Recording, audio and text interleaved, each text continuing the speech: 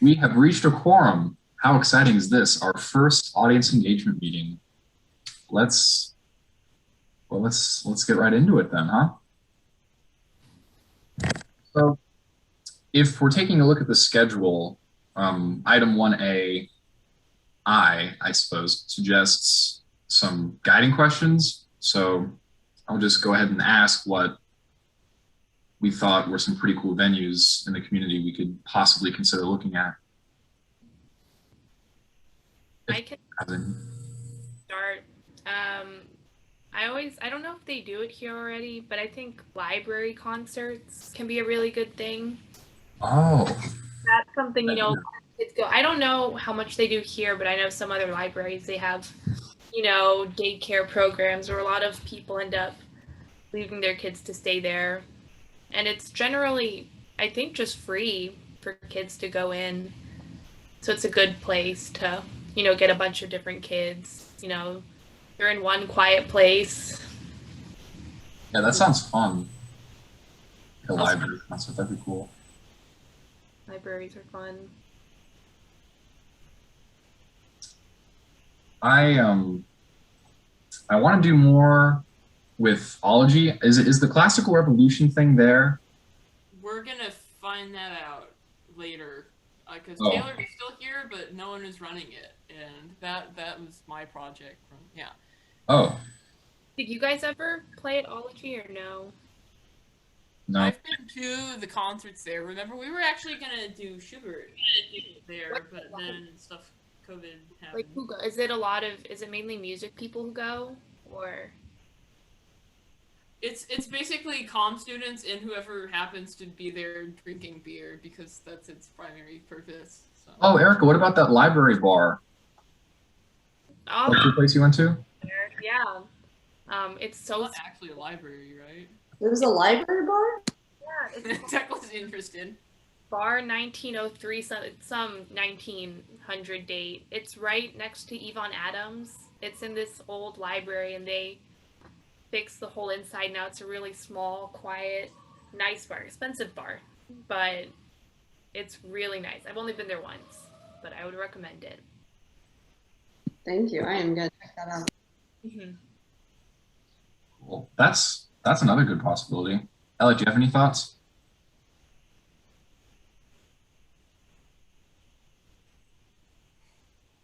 Elliot? Oh, sorry. I was turning off my car and then like my phone went mute. No, it's Um, cool. It's cool. It's always at the worst possible time. I was just wondering if you had any thoughts on like places in the community you'd want to play, yeah, events. I was thinking schools, but more specifically elementary schools, um, because I find that children might be stimulated. I guess their curiosity might be stimulated. Um, you'll have a better chance of stimulating curiosity. There you go. At that level of schooling. Yeah, I have a few colleagues um, who've done outreach there.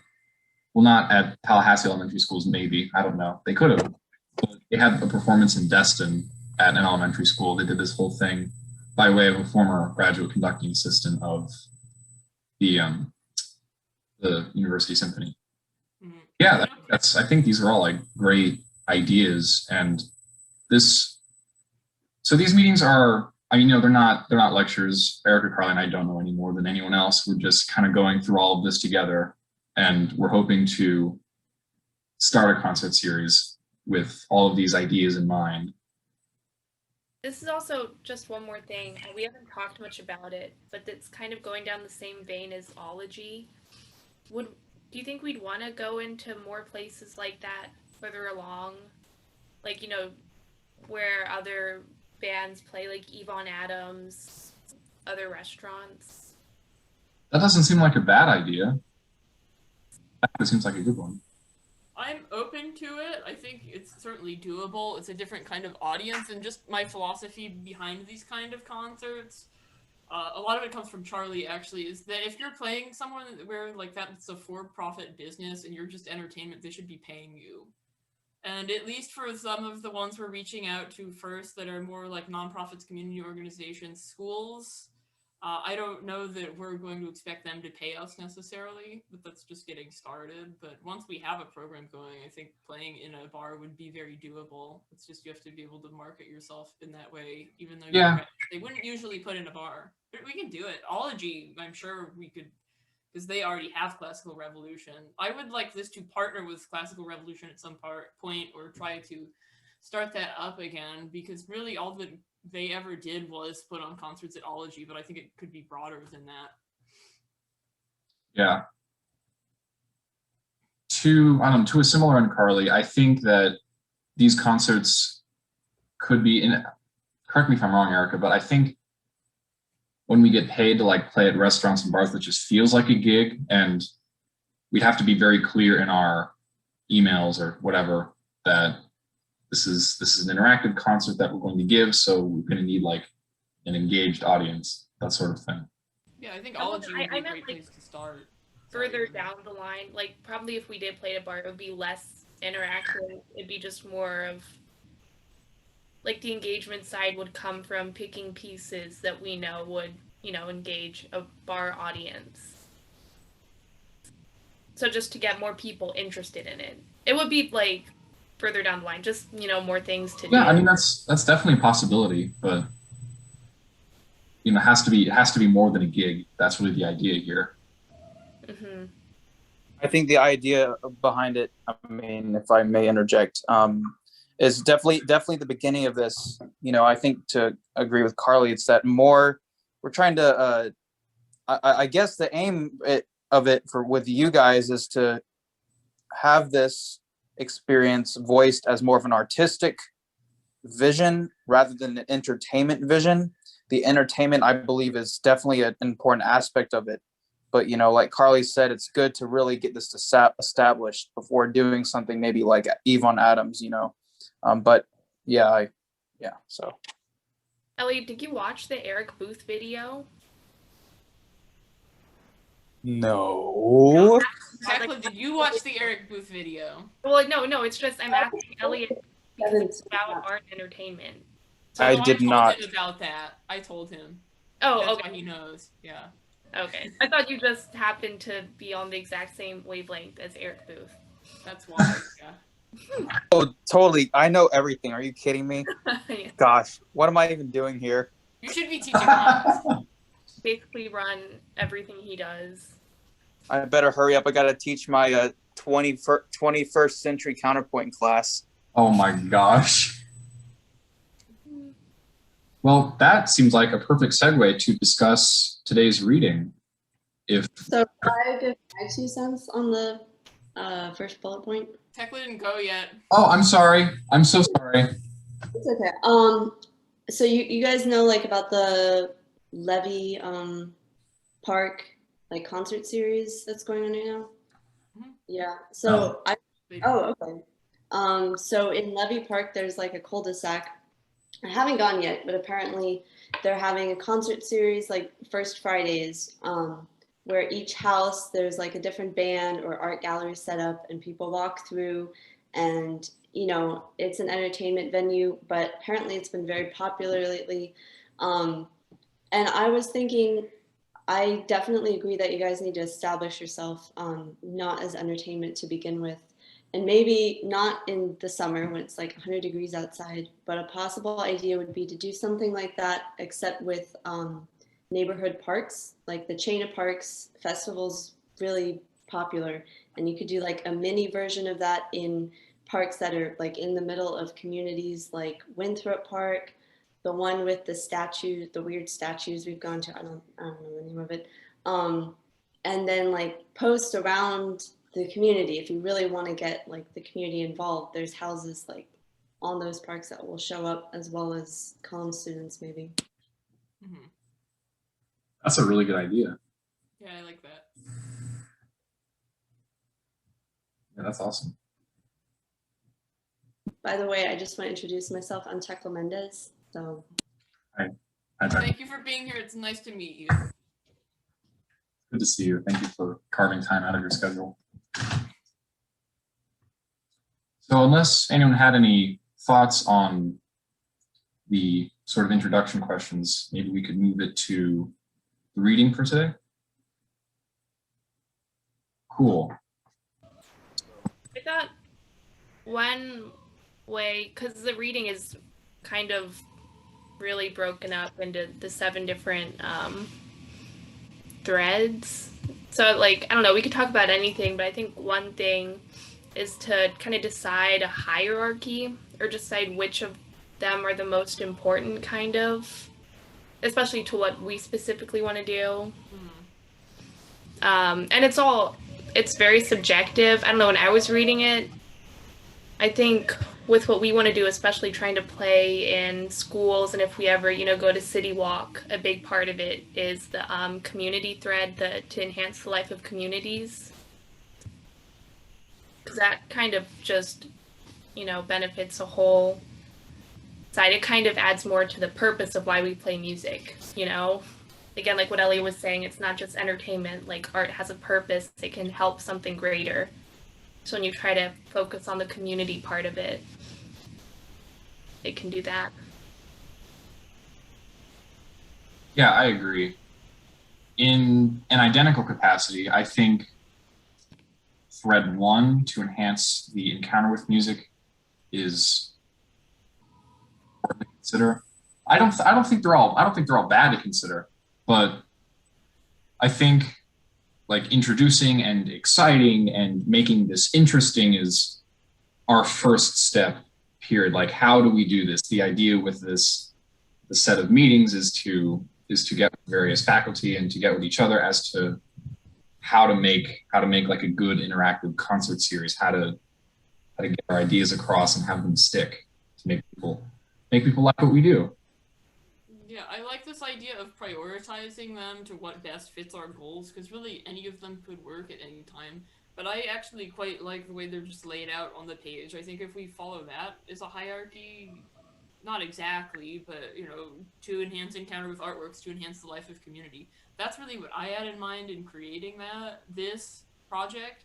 So I think that makes sense. And on the other side of things, I would put the ones that are more not directly related to art, like the whole let's teach kids about the solar system with Beethoven, or those kind of non sequitur projects towards the bottom. I mean, that's something you can look at with school concerts, but I don't think that's what we should focus on quite yet. And then everything else falls in between, kind of. Like the digital one, that'll just depend on how much we're actually able to do things in person in the fall. And the art making skills will depend on our audience, because some will want to teach more with, like children, and some maybe older participants, but the general audience, that might not be the case. So just out of curiosity, when you say audience and community, do you have like a certain target audience in mind yet? Right now, because we haven't been able to contact a lot of people yet, or different places, and like when we've talked to Annie and Monique especially, they focus on just targeting young kids, like the kids that are just about to go into orchestra programs. So kind of just generally schools. That's probably where we're going to start. We'd like to reach as many people as possible, but being realistic, we'd like to have a set program and then find a way to adapt that to different audiences. But we're going to start with school children, and that's what we're planning for this summer with the speakers and the expertise we have coming in. That's usually the audience they want to target and where they have experience.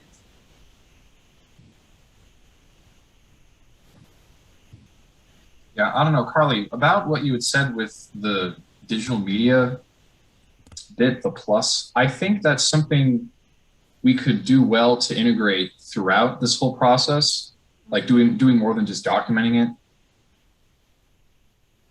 it. I'd be interested to talk to Dr. J or people with university orchestras to see how they put on the concerts that they sent out over Zoom and stuff, buddy.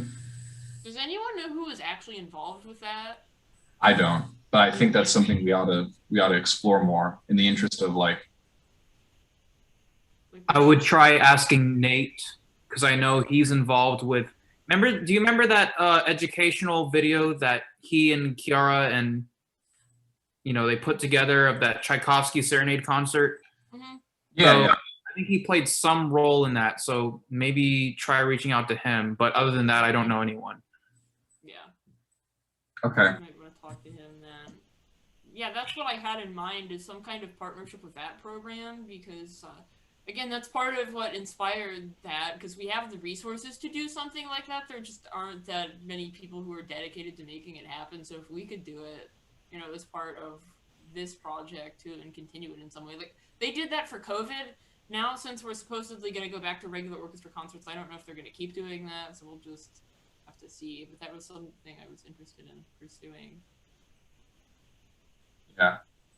Oh, was that? Do you remember that project we did, or that paper, or whatever we had to write for orchestra about the Detroit Symphony and how they changed their whole shtick? Was that digital in any capacity? I don't remember. Or unless, wait, that might have just been community. I don't know. No, that was the beginning of the fall semester. That was about part of it was like how they were having smaller ensemble concerts, I think because of COVID. Oh, the Detroit thing? Is that what you're talking about? Yeah, I thought that there was some digital concert program that they had developed. I don't quite remember. I think what a part of it was less like a formal concert series, but they kind of each did their own individual videos and they were putting them out like on Facebook or like the Detroit Symphony YouTube channel. I think that's what it was. So it's more of a casual thing, just like more education. Like one about, oh, how does a trombone work? You know, and it's like a 5-minute video of one of the symphony people just laying out that. I think that's what it was. Okay. We have the Canvas site still active, so I can just check. That wouldn't be a bad idea. That could be cool though. I forgot about that. Yeah, I've always thought that was something we could consider, especially if we want to work with hospitals or other sort of medical things where it might not actually be safe for us to go and play in person yet, especially if they're treating COVID patients. So that's an option. I don't know that it should be our focus at this point, but I remember that's originally one of the things we had in the grant proposal. If they would give us more money, we could buy recording equipment or something. That would be amazing. Just have to submit more grant applications. Yeah.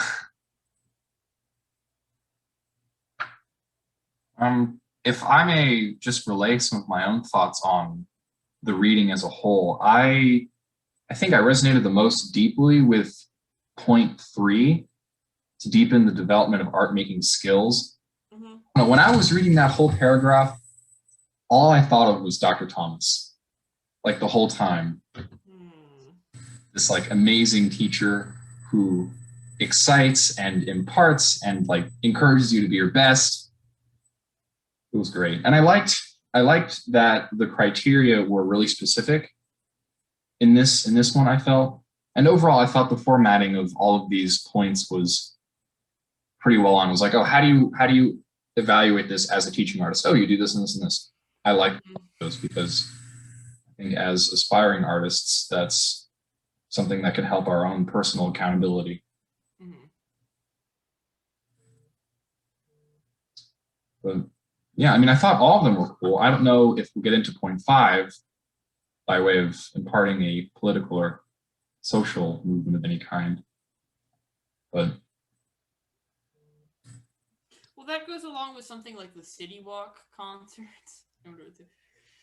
Maybe it's Basil. I don't know, but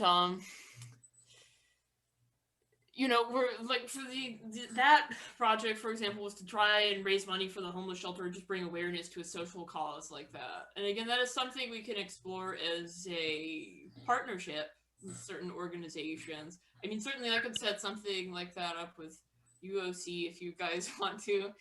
Hey, Mike. But yeah. Yeah, that would be a good idea. But what I was going to say, though, is our primary goal has to be, you know, how do we interact with a homeless audience? How do we put on a performance and engage them in a way that is meaningful, you know? So that's why I would say that one's a bit lower priority, because the other points to it are more relevant to what we're trying to do in our objectives. Sure. Relevant, yeah, more of a short-term goal, perhaps. This could be a long-term goal, among others, definitely. But this has to take off and sustain itself. That's the trick. How do we do that? Mm-hmm. Well, I don't know. In any case, I like the quote at the end of the reading.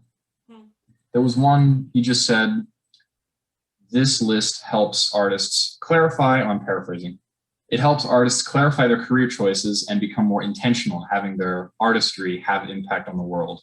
And I really like that. I sent that to my viola studio because I just thought that was great. I mean, it's easy to sort of get lost in the doldrum and mechanics during the summer when you have no short-term goals in mind to motivate your playing. Mm-hmm. But it's not just mechanical too. And I think this project will help everyone speak to, why do I like playing music? Why do I like music? Why does this matter so much to me? And that's something I'm hoping to more clearly articulate at the end of this seminar and throughout this concert series that hopefully gets off the ground. Yeah, exactly. That's the point. In preparing these outreach concerts, you learn more about yourself in the process, and more about what it means to be a musician, you know, and why you care. Why should other people care? Because that's what we're going out and telling them. And if you don't know that yourself, how are you going to convince someone else to do that? You know? It's just, I think there are all these orchestra musicians who want to complain that they have to go do outreach concerts or whatever. I mean, there are people in the Naples Phil like that. They don't want to do anything extra except show up for rehearsal and get paid. But it's like, how do you expect people to still want to come to your concerts and buy tickets so you can get paid if you don't do this? Yeah, that's the main thing that I love about Eric Booth, because I watched one of the videos this morning, and just his whole reason, like, he keeps on going back to it, just that he's kind of abstract about it. I don't know, when like reading this and watching any of his videos, I have to read it and watch it over a couple times. But he has all these ideas of like just that, like using, I'm trying to think of the phrase he uses, it's like acts of consequence or something, and just knowing that every performance you do can't like has a consequence. I think that's what he means by it. So it's like, you know, Greg was talking about how he did that one outreach concert where they started playing and everybody was talking, so they ended up just leaving. Yeah. I think that's one of the worst things that happen is like or, you know, people in the Naples Phil who have a bad attitude about outreach concerts, you know, they're forced to do it, so they go and do it, and then they do a bad job with a bad attitude. And it can just like be the worst thing. Do you want to explain that for our viewers in the future and at home? Yes. Professor Greg Jones, he's the supervisor, the faculty supervisor of Matthew, Carly, and I. And he was talking to us about, he plays trombone, right? Trumpet, yes. And he's done a lot of, you know, these outreach concerts going to schools. And he's talking about, he thinks the worst thing that ever happened to him and his group, it wasn't here, it was somewhere else, I don't remember where. He was on tour with an orchestra or maybe one of his jazz groups. Mm-hmm. Yeah. I think it was jazz. And they were going out to play at this school somewhere for some middle school. And they got on stage and they didn't even start playing yet. I think they were just up there warming up.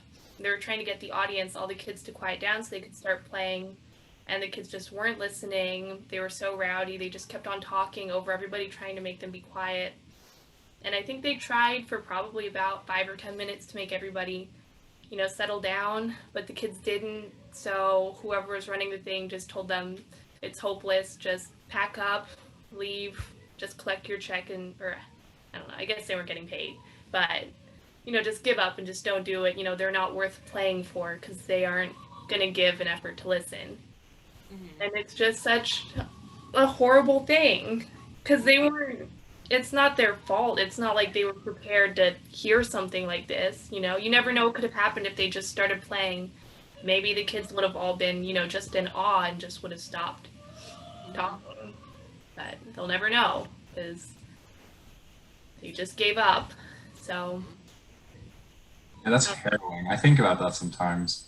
I mean, it happens. You have to prepare them properly. I had some experiences like that in high school because my orchestra would do this thing where we would learn some pop song by ear and memorize it, you know, and then we'd walk around and play it for different classrooms. Like one year we did Come On Eileen. One year we did Viva La Vida once. And then another one was something the acapella group. It was very all over the place with the rep. But anyways, we went and some classrooms received it very well. Some you could just tell the teachers were kind of annoyed that we were there. It was supposed to be on a volunteer basis, and I distinctly remember one where we went in, and after we were done playing, one of the students, these were high school students, came up to us and were like, "Thanks for wasting my time," and everyone else's. You know, sometimes you get comments like that, and it's just okay. But yeah, they can go very well. It can go very badly, and it's not just what you do while you're performing. It's also how you prepare the audience for that, and that really communication process at every step before and after you perform. You know, you need to be able to make those connections, or else it's just going to get lost on them.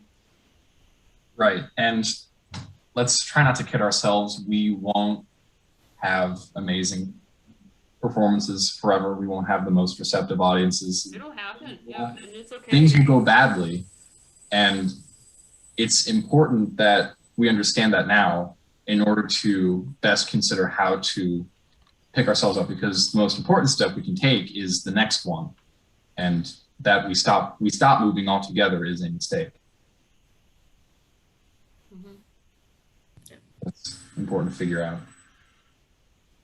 Oh, Tekla, to wrap up, we're kind of talking about how performing, you know, in these schools, how much of an impact it can make and why it's important, and how, you know, if anybody had a bad attitude, we were talking about, you know, professional musicians who think that outreach concerts are below them, like how detrimental it can be if they go to a school and just have a bad attitude about playing, and then just, you know, write off the kids in the schools because they don't think they're good enough to hear their music. Gotcha. I mean, just the fact that you guys are trying to figure out how to get through to the kids shows that you're going to have a good attitude. Yeah, and as a teacher of younger students, I'm sure you can offer a lot of insight into that as well. Not saying it's easy by any stretch of the imagination. No, I'm flattered. I mean, I'm a young teacher, but if I can help in any way, I'd be happy to. Yeah. Tekla, have there ever been students that have just been like close to impossible to reach, or is everybody who you've taught generally pretty receptive? No, there's been some difficult students. Yeah. I mean, difficult is not a good word, but what you said, yeah, hard to reach. And I think that's easier when it's one-on-one. But if you're going into a school where, you know, a lot of it depends on what the program is like established, because you're probably going to be treated pretty similarly to how the teacher's treated. And you can't take that personally. But do you guys have like an age group in mind? I guess elementary schoolers first. So anywhere. Say that again, Carly. I think we talked with Annie specifically about third graders because that's a pretty common age before they go into string programs. So like 8-year-olds. Yeah, 8, 9. Yeah, that's a great age to talk to them about music. I mean, you probably know this, but the biggest thing with that age group is like they have the attention span of like literally 20 seconds. So if you want to present to them, I'd recommend like recording yourself and practice cutting down talking like as much as possible. Okay. Also engaging them, like it may seem silly to you, but anything education, if you just call it a game, then they'll immediately like a higher chance of buying into it. Yeah. You can't sit there and talk at them. You have to play with them or engage them in some way. Which is what we hope to learn how to do here better. Yeah. Yeah, I have some colleagues I can contact who've, excuse me, done that sort of thing, and I'll see what I can find, and I'll share that after Dr. Booth's presentation. And I have a 6 going on 7-year-old who thinks classical music is the most boring thing ever who we can practice. Yeah. Yeah.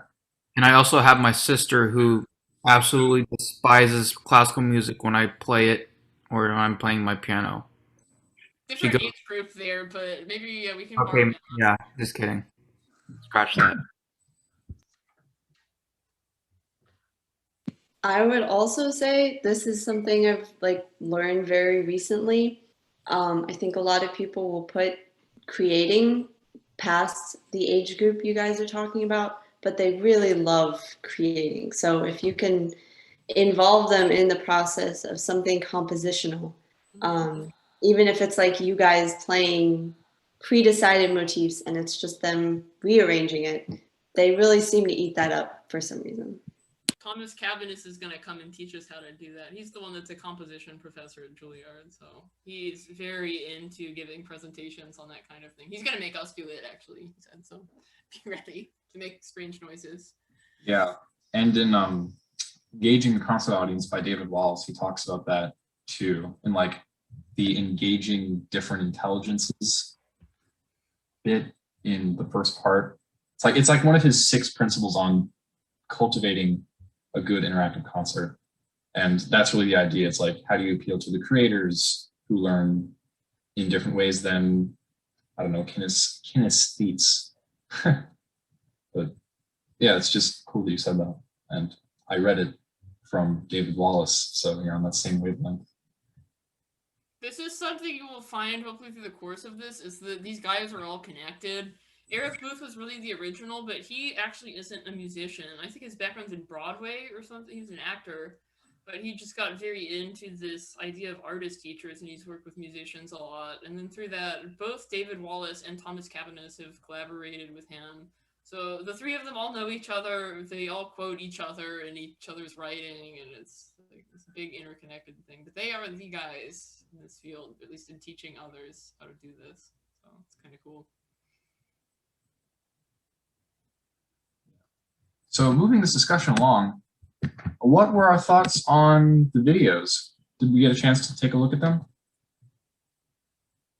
I thought we were going to watch them now. Oh! Sure. Right. Because one of them, wheelbarrow one, is kind of set up. It's broken up like into 4 parts, and he says in the beginning of the video, like, you know, pause after he does each segment and take notes, so we could, like, you know, watch part of it and then discuss some of it, and watch. I can screen share. You're muted. I can screen share it. I have it up. Oh, you do? Okay. You, Erica. Cool. Carly, can you let me screen share, please? I'm not in control of this meeting. Matthew is. Oh, yes, I will authorize the sharing of screens somehow. Hold on.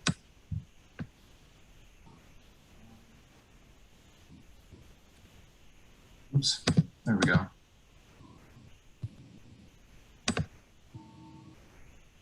All right. Is it good? Give me one more. There we go. Ah, yay, okay. Share computer sound. Okay, can you guys see it? You're good. Okay, Eric Booth. I hear Mary. I know, I have to mute myself. Okay.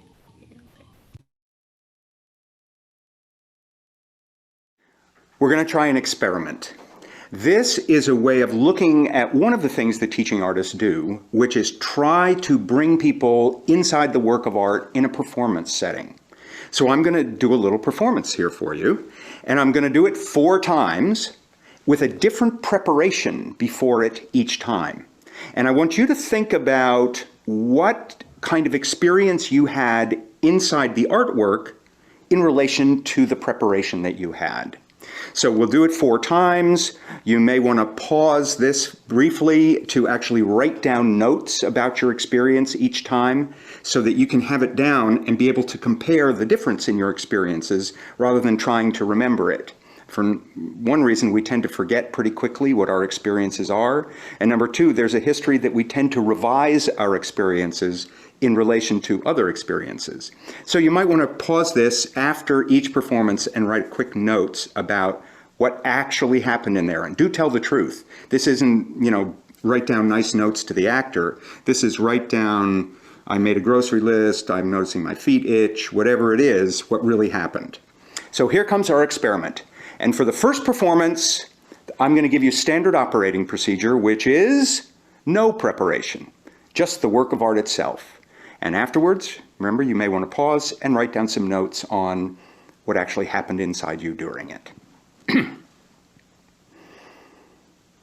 The Red Wheelbarrow by William Carlos Williams. So much depends upon a red wheelbarrow glazed with rainwater beside the white chickens. Thank you. Right down.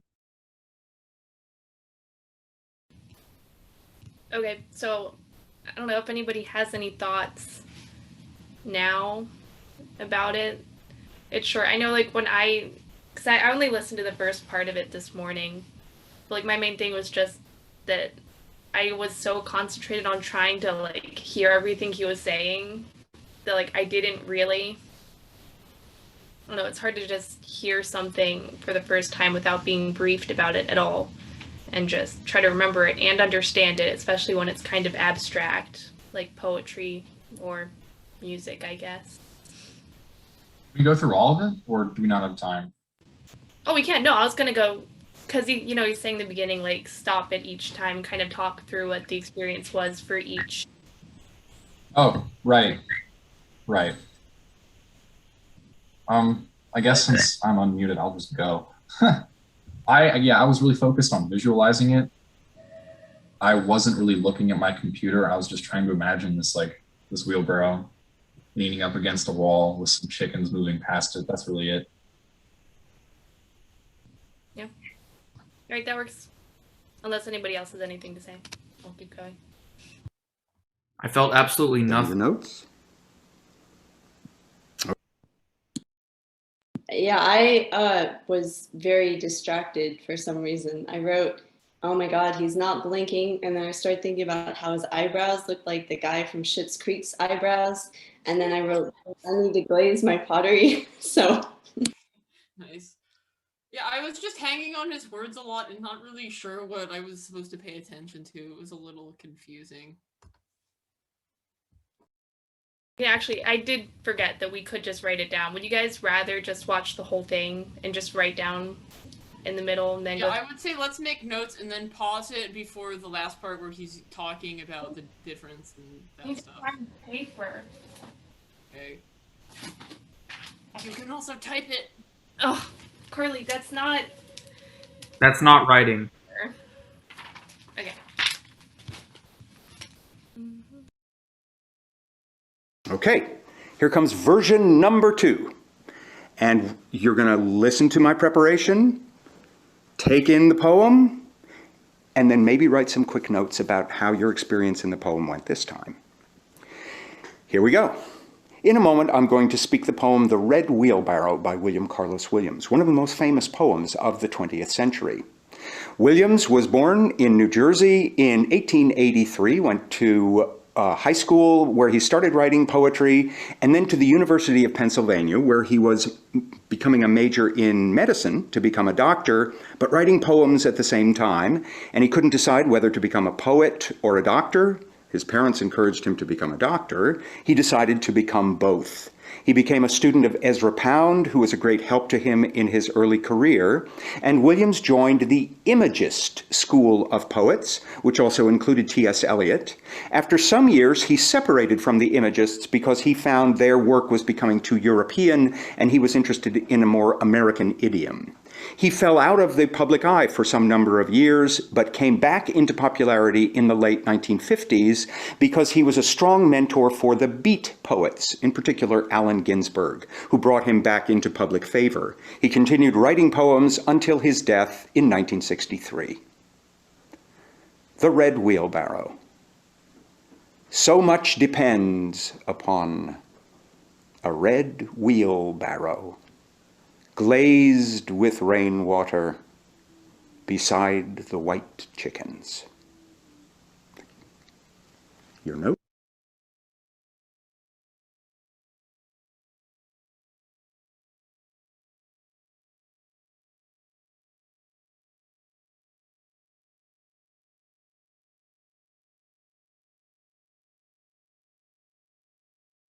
Notes? Okay, we're back for a third try. And on this one, I'm going to do a different preparation. And here we go. In a moment, I'm going to speak the poem The Red Wheelbarrow by William Carlos Williams. And it's important to note that it is actually one sentence broken up into different intervals, and it's fair to say that so much depends upon each line of the poem. This is because the form of the poem is also its meaning. And the end of the poem, the image of a wheelbarrow, is also a part of the actual poem, almost as in a still life painting, when an apple represents an apple in real life, but is seen as an image in a painting. Similarly, the word wheelbarrow is seen as an image in a poem, but refers to an actual wheelbarrow at a farm. Notice how the monosyllabic lines in words in the third line elongate the line, putting an unusual pause between wheel and barrow, and this has the effect of breaking the image down into its most basic parts. Using the sentence as a painter uses line and color, Williams breaks up the words in order to see the object more closely. The word glazed evokes another painterly image. Just as the reader is beginning to notice the wheelbarrow through this closer perspective, the rain transforms it as well, giving it a newer, fresher look. And then the last lines offer up the final brushstroke in this still life poem, as the color white is used in stark contrast to the earlier red, and we complete our unusual view of the ordinary wheelbarrow. The red wheelbarrow. So much depends upon a red wheelbarrow, glazed with rainwater, beside the white chickens. Notes?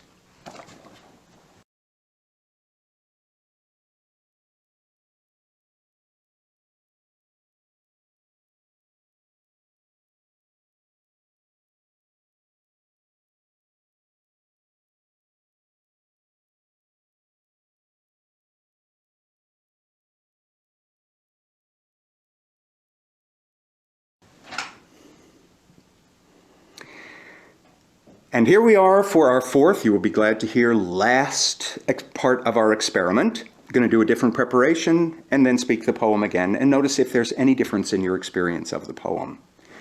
Not long ago, I came across the incident that happened in William's life that prompted him to write the poem The Red Wheelbarrow.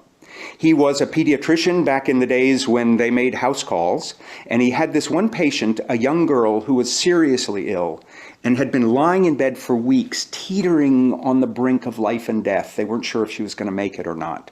And she lay in this bed all day, every day in this New Jersey farmhouse. And one day after he'd examined her, he sat down and thought about, what is her life like? What are her days like? And he looked down the length of her bed to the window she looked out of all day, every day. And out of it on this rainy afternoon, he saw a wheelbarrow getting wet and some white chickens. And he went home and he wrote, so much depends upon a red wheelbarrow glazed with rainwater beside the white chickens. Maybe some notes?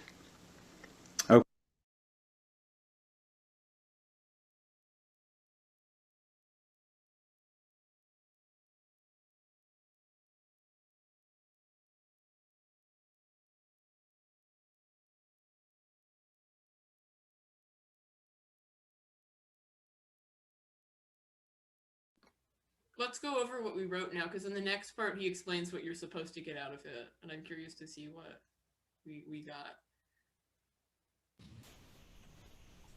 I mean, I liked the last one the most.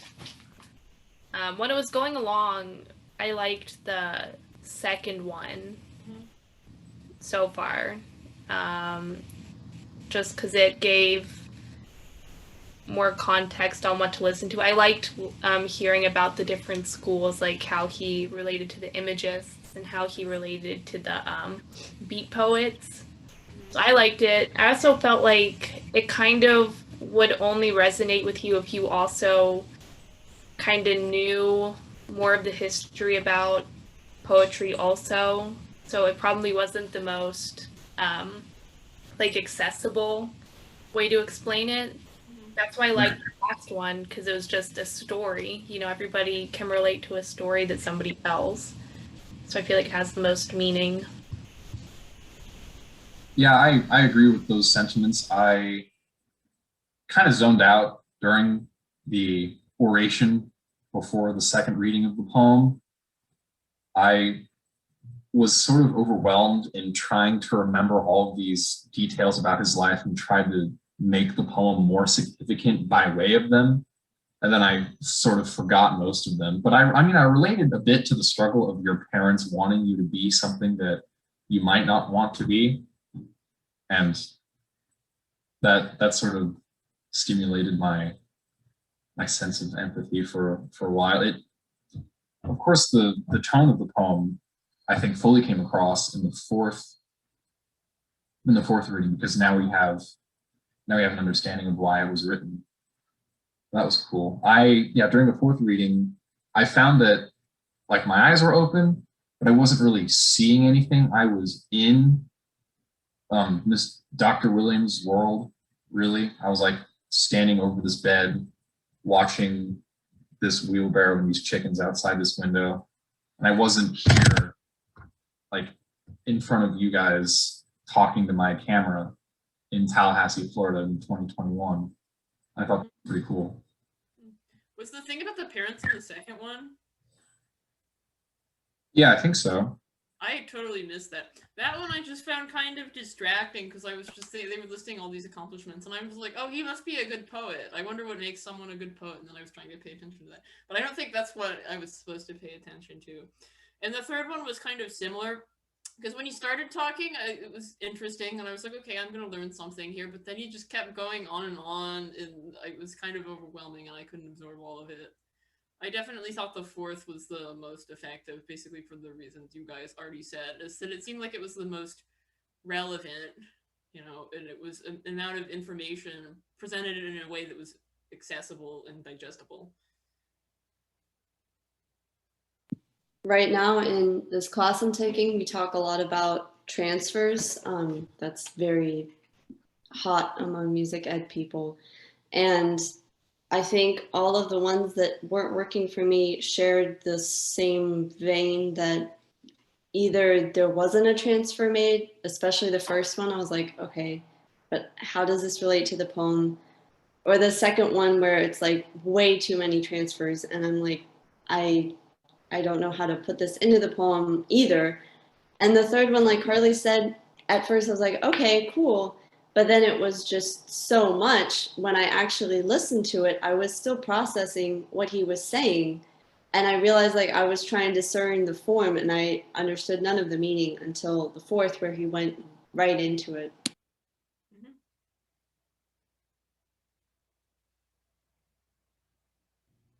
I felt as though, you know, if I was someone who did not hear this sort of preparation he was kind of talking about, I think I would have been immediately turned away by the second interpretation. I think the information kind of overcompensated the performance, or just kind of, it was too much of an info overload and not enough performance. And so right then I kind of just like lost interest. And then like the third, I was like Matthew, I was very distracted, or I kind of zoned out. because I feel as though there wasn't any sort of imagery being painted, or it was just kind of analytical. And then, but the fourth, like someone said, I think it was Erica, you can kind of imagine a story behind it. And, that's sort of the story aspect, I think, is what comes close to what we can imagine, is what comes closest to like imagery in our heads. And so, right then and there, it was so easy for me to like picture what was going on in the poem. So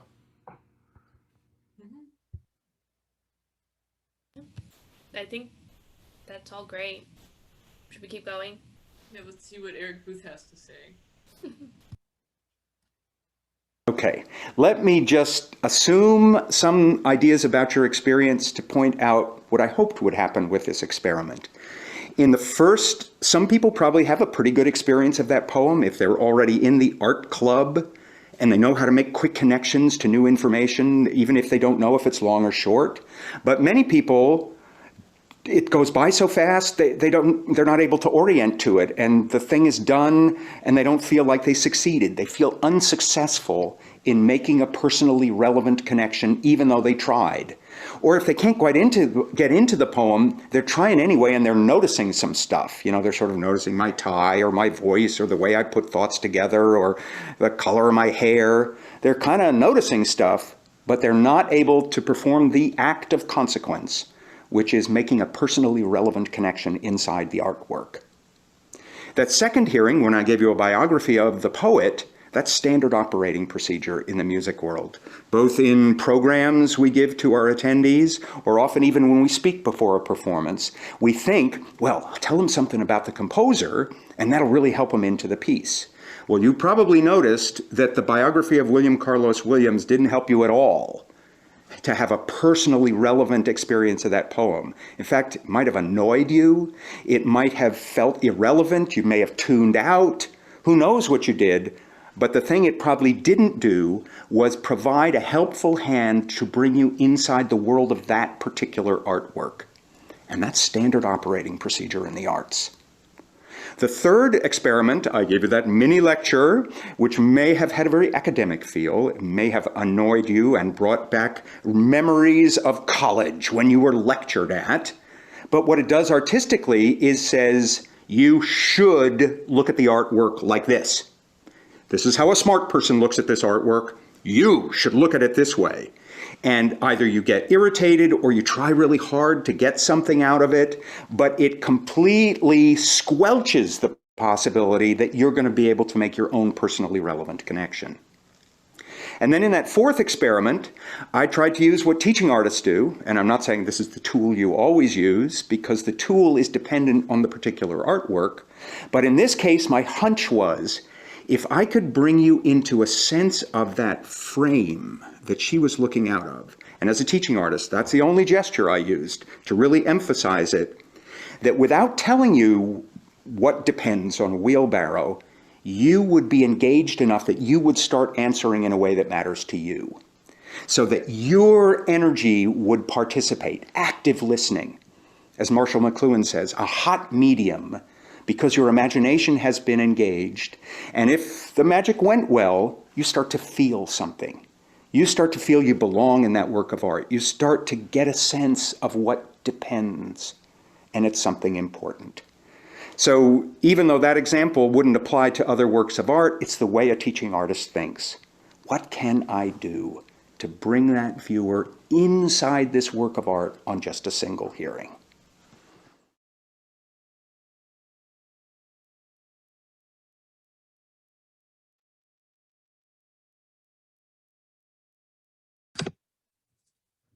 That's so fascinating.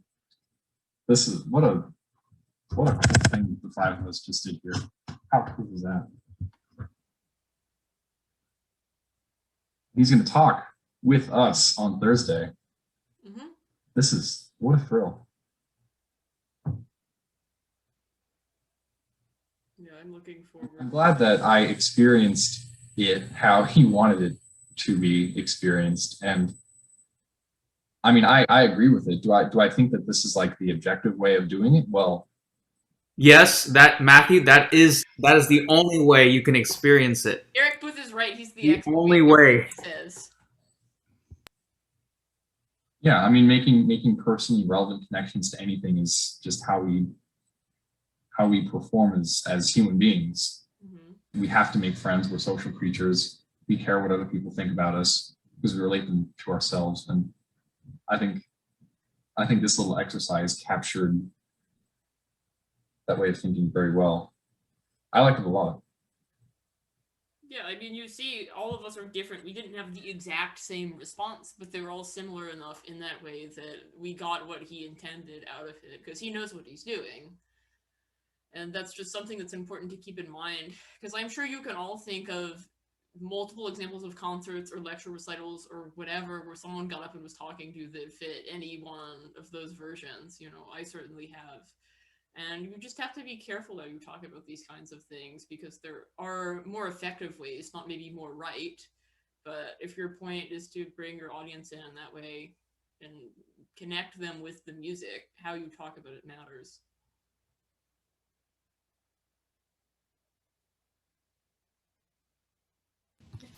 Unless we want to talk more specifically just about that, it kind of ties perfectly into what we have last on the schedule.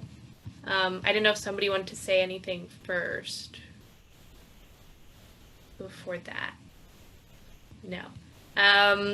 Because, yeah, this kind of just goes into the whole thing that we want to do over the summer is to write a script, like kind of a baseline script that we can kind of tailor over the next fall and I guess into the spring to different venues and different ages.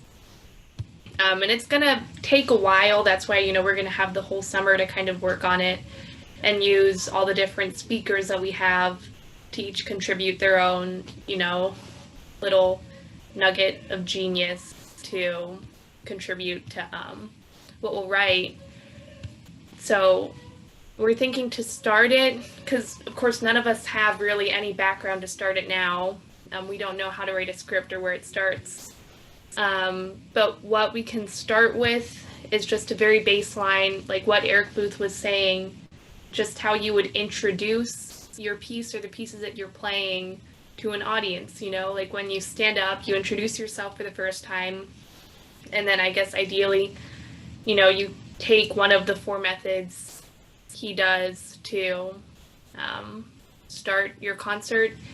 And when I kind of think of it in my head, I think any of the methods could work if you do them in the right way.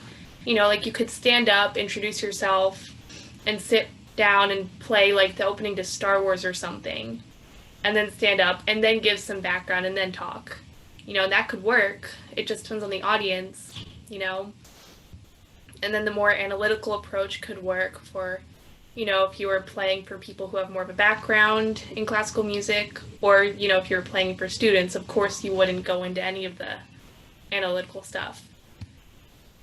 So to begin the script, I know Annie Fullard, which is next week, she's kind of gonna kick us off on starting the script and giving us the tools to start writing it.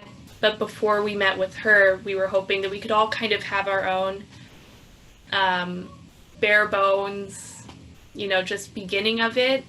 What you think, how you would introduce yourself to a group of students, and, how you think it would work best for you to introduce the pieces you were playing.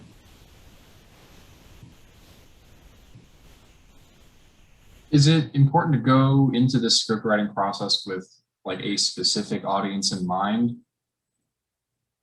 Yes, I was just thinking that while I was talking. I guess for now, just to keep it simple, and because also I know it's probably what Annie's going to talk about, maybe just focus on, we were saying 3rd graders, elementary school. Probably. Oh. Yeah, I mean, the idea is not to have a complete finished script. We're just drafting it so you have something to work with when she comes to talk, just for comparison. Right. But we'll have it finished more by the end of the summer. That is our goal. So what we need to figure out before Annie comes is what piece or repertoire you want to use, just as a starting point, and then more generally what you think is important about it, what you want to connect with, and then how you do that is what she's going to help us with and what we'll keep working on, which will Right. Right. And this is just to clarify, like solo repertoire? Yeah, so originally when we started this project, we were talking about chamber repertoire. There's not going to be any good way for us to prepare that over the summer, so that's a more longer term thing. So I think the best thing to do now is pick some kind of solo rep or something, ideally unaccompanied, or you could do orchestral excerpts if you want, if we have anyone taking auditions, something you can play by yourself. And we can write it down in a more concise way and post it. But basically what it'll be is you pick a piece you're working on or you think you'll be working on somewhat soon. And yeah, just think what you can pull from it, you know, if it's a biography of the composer or if it's a story that relates to how it was composed or just something that you come up with. You know, it doesn't have to be really fleshed out at all. It's just to start kind of thinking about what to do so that when we talk to Annie, we can have an idea. Start. And if anyone wanted some pointers in the meantime, there are some pretty good bits of information in the resource list at the end of the program schedules that we sent out.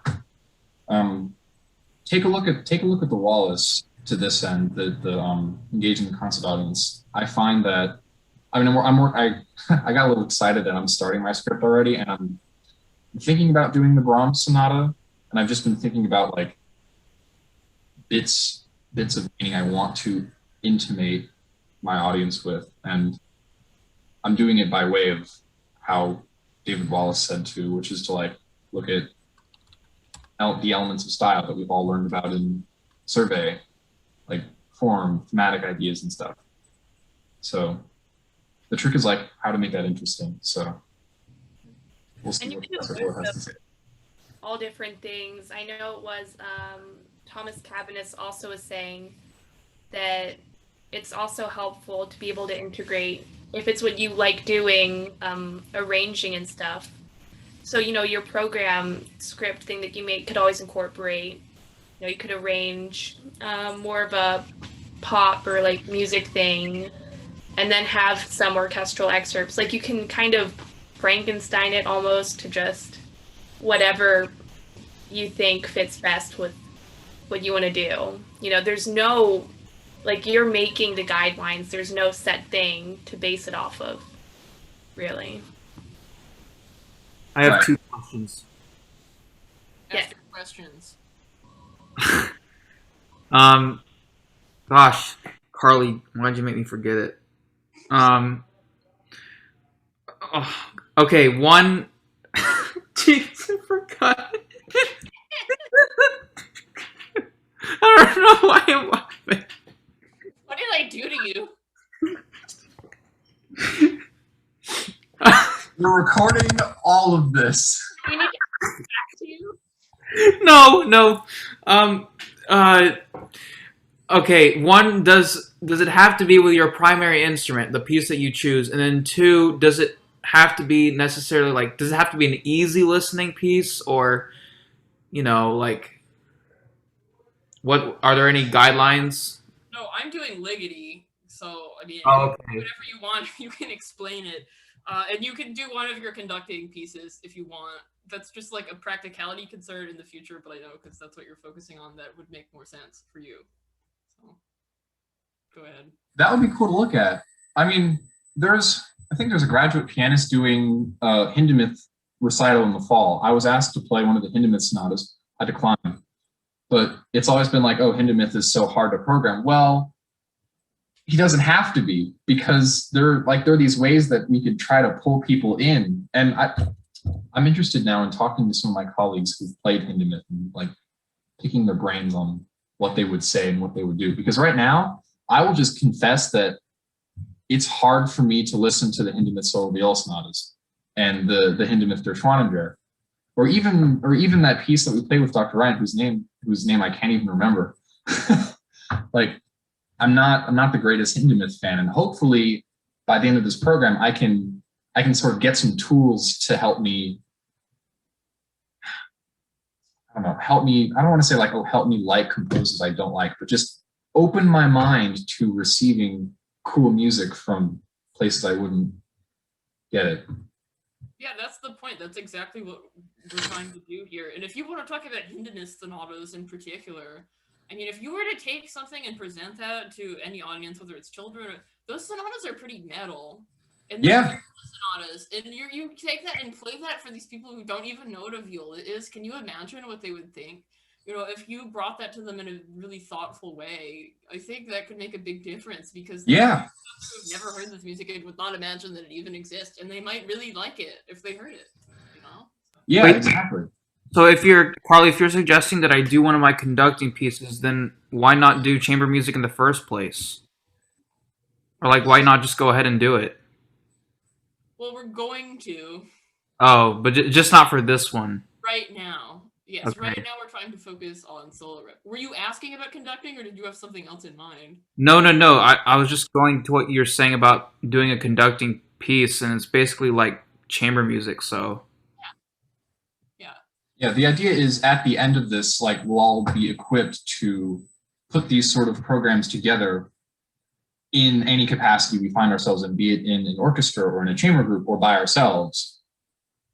So that was something we could work on to that end. Part of what it comes down to is it's going to be quite an ongoing time commitment to be able to do these kinds of projects with a chamber group. So to some extent, we're hoping to just bring some people from chamber class in and use what they've already prepared. Or if we have other groups working, like, I mean, I'll have the piano trio and whatever else. But I don't think it makes a lot of sense for us to do that now. In your case, you're putting that project together for your own purposes, so that's fine. But we need to all be in the same place and first of all figure out who's going to be committed enough to do this continually before we start trying to learn quartets and stuff. Because it's Right. worthwhile, but it's quite a project. And it's easier with everyone's schedules, I'm sure, to solo first and then chamber, just so that whoever is committed doesn't have to bend over backwards to stay in a chamber group with each other in order to do this one thing that might not catch. So Another think of it as a fail-safe too. Is say we have a concert scheduled in October or whatever, and we're supposed to have 3 quartets, but 1 or 2 of the quartets cancel. So you have to fill that time somehow. So if we have people who have already learned solo rep and have programs they're comfortable doing, you know, we could use them to fill in. Yeah, exactly. Have something to rely on. Yeah, and with live performances happening again, that could happen. Hopefully not the cancellation part, but that we could have a concert for people. Hopefully. So just to make sure I'm getting this right, so this solo piece that we'll choose is not only for Professor Fullard's workshopping, but it's for everything else that follows, correct? Yes. That's the start. So in other words, this piece is probably very, very, very important to, yeah. It's Yeah, probably you want to spend a lot of time with it, basically. okay. Uh-huh.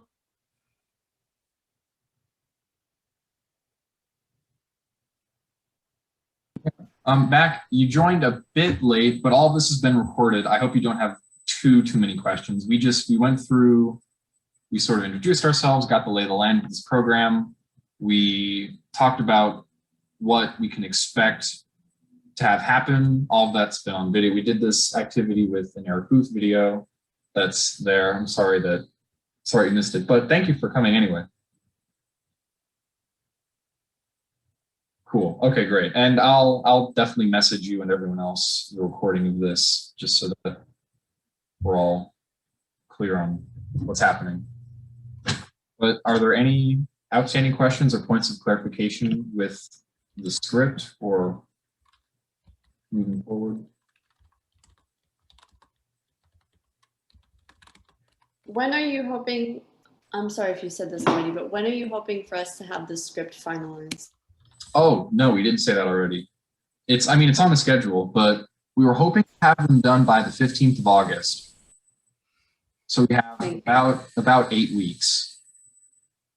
That's sort of like the metric of this program is like you're going to come away with it with this really cool thing that you can use and hopefully take some skills from and apply it to any other capacity in your professional life. And I think that this is worthwhile enough to sort of stay with till the end. So, yeah, 15th. Yeah, we got some time because the idea is Booth is going to come in on Thursday and just give us an overview of like the history of this whole movement and why do interactive concerts, why do outreach concerts. Then Annie's going to get us started because she has a lot of that practical experience playing in schools. She's done that a lot with her quartet, just to get us started. And what does a script look like and how do you go about writing one? Cabinus is going to practice some of the actual interactive techniques with us because he's very hands-on. He has a whole plan. And some of the compositional aspects, especially because that's his career, basically. And then Monique Mead at the end is going to talk some more about the practicals of scheduling concerts and more of the business sides, but also take a final look at our script. Because her position is she's the head of entrepreneurship, like music entrepreneurship studies at Carnegie Mellon, and she teaches an official course for credit that is effectively what this would be if it was an officially offered class at FSU. So she'll be the last one to come in and she'll give us feedback. Because if you were taking that class, this would be your final project, effectively, is to write a script like that. And she's seen a lot of them, so she'll hopefully be able to help us in that regard. I want anyone but Carly to grade my final project. Okay. Hilarious. Well, she wouldn't check it for spelling, I can tell you that.